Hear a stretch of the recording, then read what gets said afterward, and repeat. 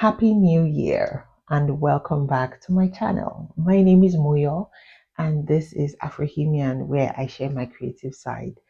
Today, I know it's been a while and a lot happened in December. December was so busy and so hectic and there was a lot of sewing, but I don't think I'm going to be able to give you a video on everything I made in December because I really can't even get all my thoughts together and I can't remember every single thing that I made.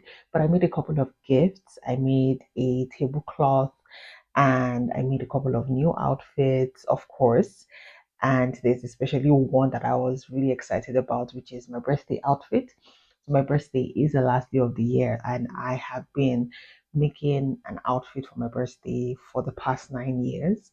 And well, I'm going to talk a little bit more about that later in the video because as you can see from the title, today I'm going to be sharing my Make 9 2026 plans and also give you a review of what I committed to do in 2025 and what I eventually made up in 2025. So let's start with the 2025 review. So last year I actually got this new idea from this creator on Instagram, and it was to use words to inspire your mix.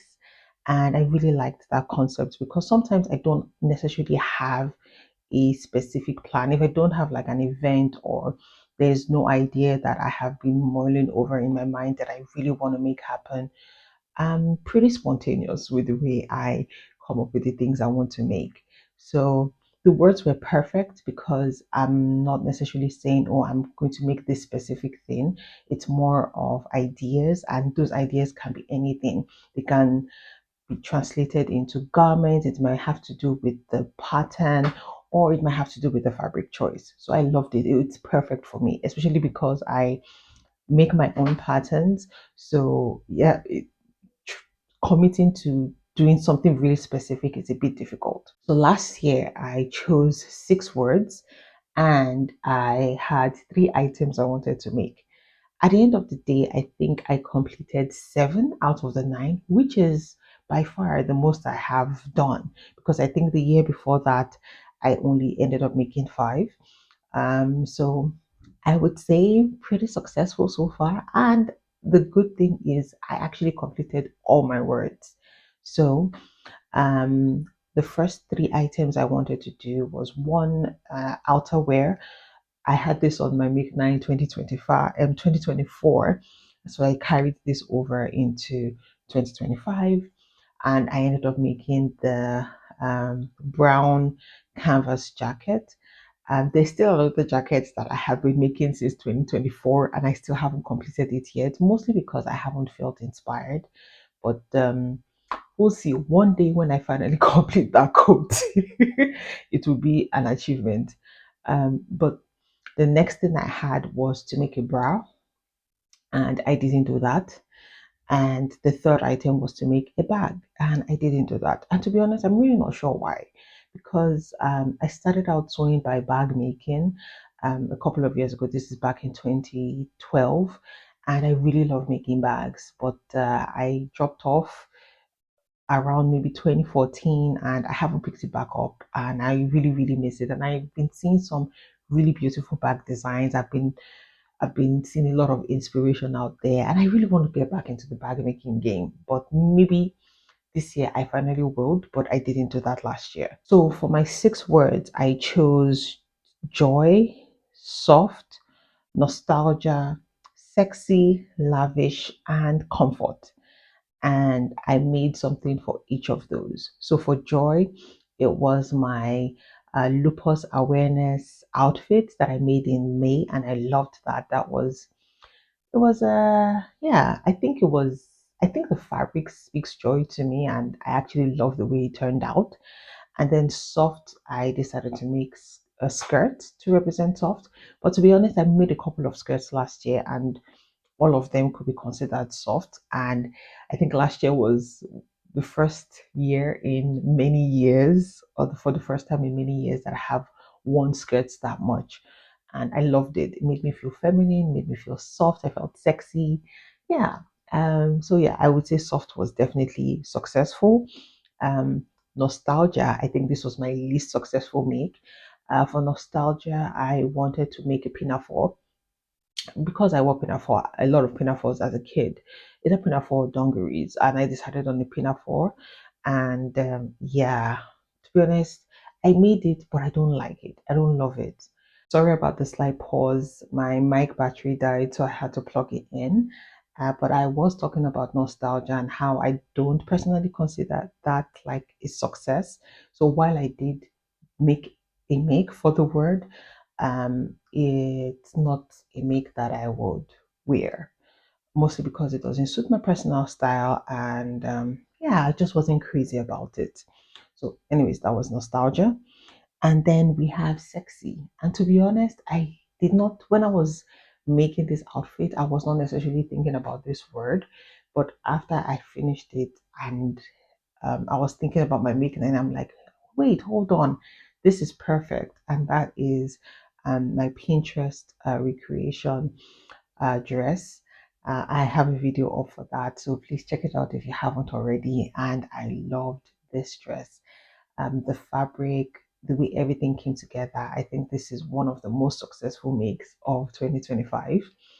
And then I have comfort, and I did not necessarily have a specific make for this. I just did a couple of things. So I made a couple of joggers and some two pieces that I could wear in the colder months. So I just took that off, and yeah, that was soft. Sorry, that was comfort. And the final thing, which is lavish, was my birthday outfit. So I did not have any plans for my birthday this year. I typically don't like having plans, especially when it comes to hosting, because it means I have to do work. So I'm a bit selfish when it comes to my birthday, and I like to just lounge, do nothing, just have a couple of drinks, spend it with people I love, and yeah, it's really always that simple. And I wanted to do that in a fabric that was extravagant, and I did that. So I got this sequin fabric from yesfabrics.com, sorry, yesfabrics.eu, and it's this velvet sequin fabric, and they have a couple of other variations of this fabric on their site. They have different colors of velvet and different colors of sequin, but I chose this multicolored sequin on black, and it was loud to be honest. And I knew that I wanted to use this extravagant fabric. I wanted to use it to make something really simple, something loungewear. I was going to be home, but I wanted to be home in style, and that is exactly what I did. I made a pair of harem pants, which was my first time ever drafting and wearing harem pants, and I like it actually. And I made a cute top to go with it, and I loved it. I think it turned out great. And then the sun came out on that day, and in my living room, I had like there was this big reflection of all the sequins on the wall. It was really sparkling. I felt like a disco ball. It was really fun, and I liked it, and it put a smile on my face. And I think some makes just do that, and some makes should do that. Yeah, that was Make 9 2025.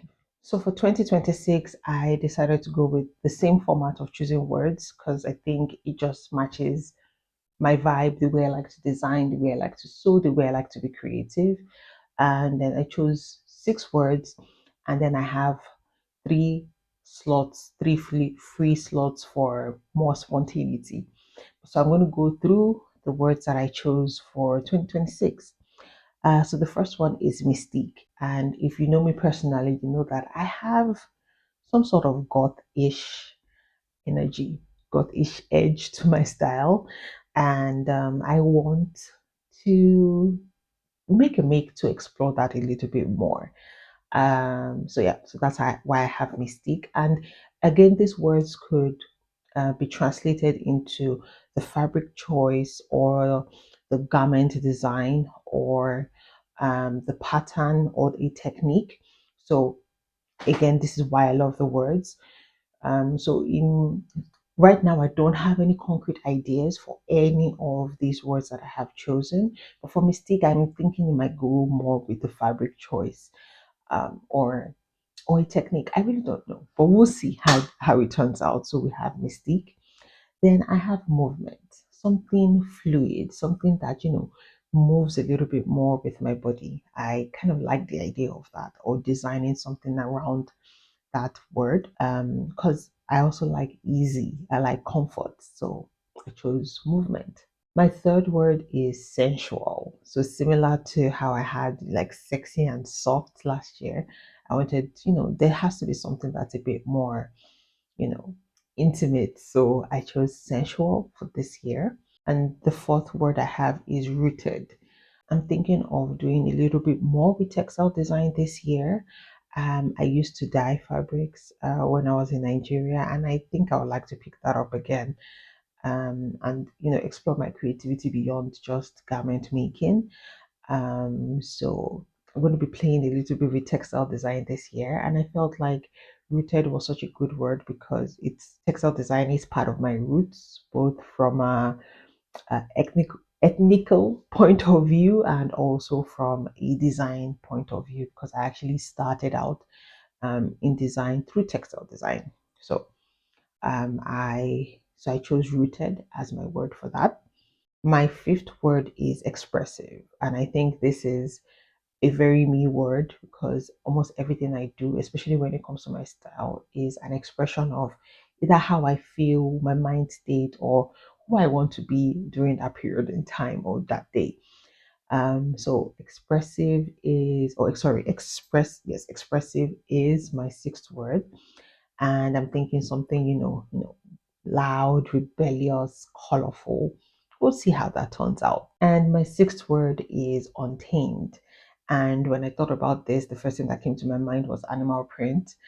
Because I'm an animal print. I have tons of animal print fabrics. My eyes go to them whenever I'm going on this site. I always check for animal print fabrics first. I'm crazy about it. It's a neutral for me. And so when I thought of Untamed, that's the first thing that came to my mind, something to do with animal print. So that's probably what that make is going to be about. And I just thought to just celebrate my love for animal print with that. And so, like I mentioned, in addition to the six words, I have three free slots and I have left them open deliberately because during the year you might stumble on, some inspiration. I might have like some new ideas. There might be new things I want to experiment with. And I want to have those slots to give me the freedom to do that. So I have three free slots that I can do whatever it is I want with, in addition to the six words. And that will be my Make 9 for this year. It's a super short video for today, and I'm really excited about the Make 9 plans that I have made for this year. And I'm really excited to see how it turns out at the end of the year, especially for some of those words there. In terms of what my plans are for January, to be honest, I'm keeping January very fluid. I don't have any set plans, and I'm actually going as as the spirit leads, as you might say.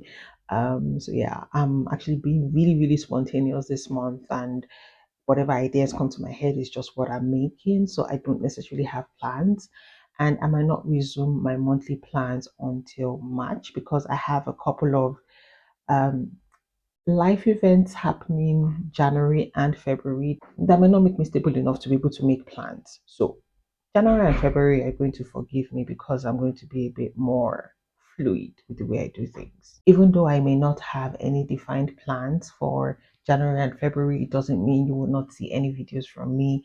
I will still make videos and upload for you. Because I feel like I need to put out a lot more of the kind of sewing content that I would like to watch and I would like to see. But yeah, that's it from me for today. Um, Let me know what your plans are. Do you have any Make 9 plans for this year? Because I haven't really been seeing any videos or even any posts on Instagram about it, except for makers in the knitting community and crochet community, but not really a lot from sewing. Is this already something, a notion that not a lot of people are excited about anymore? Maybe because it can be a little bit depressing to make plans and end up not, achieving anything on that list. I get it, but let me know. Are you having any Make 9 plans this year? If yes, what are they? I would love to see, and I will catch you in another video pretty soon. Bye.